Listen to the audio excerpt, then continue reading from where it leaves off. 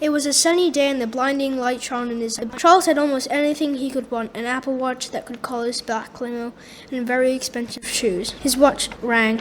His black limo drove up the driveway. He walked into his mansion through the glass doors that led into his room. He got dressed, ready for school. His bed, wardrobe, and ensuite were on the right side of his enormous bedroom, and the left side was full of gaming equipment. His watch rang again. His father called from downstairs. "Charles, time for school."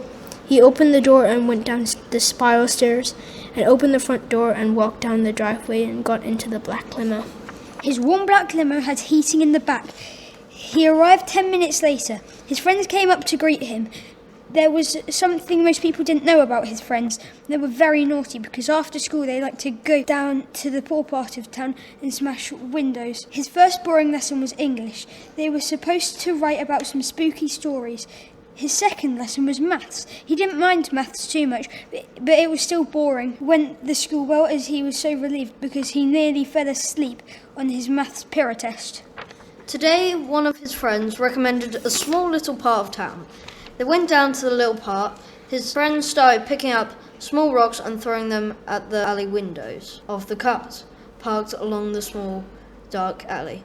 The wind was freezing, so he hid behind one of the buildings to stop the wind from hitting him. Then that's when he saw a lamppost that was, for some strange reason, was in the middle of a rubbish bin. "Hey guys, check out this weird lamppost. It's in the middle of a bin." His friends also saw it and were already throwing rocks. The world went dark. The buildings that surrounded him were gone. The chill of the cold air was also gone. But one of his friends were gone as well. The only thing that seemed to be real was the lamppost standing in the middle of it all. It flickered and his friend came back, but he was surrounded in blood. "Ah!" he screamed. His friend's eyes were replaced with light bulbs. The world came back, the buildings and the freezing cold chill as well. The blood seemed darker than the darkest red. It was purple. The blood seemed to start moving, but that wasn't possible. Blood can't move, he thought. But he realised the blood was moving. It started swirling and twisting until it said, "Don't disturb me." He couldn't believe his eyes.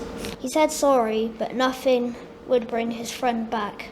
He dragged his friend into a bush and ran back home to his old life where he was rich and powerful. He came back the next day, but there was no sign of his friend. But where his friend had laid was a lamppost.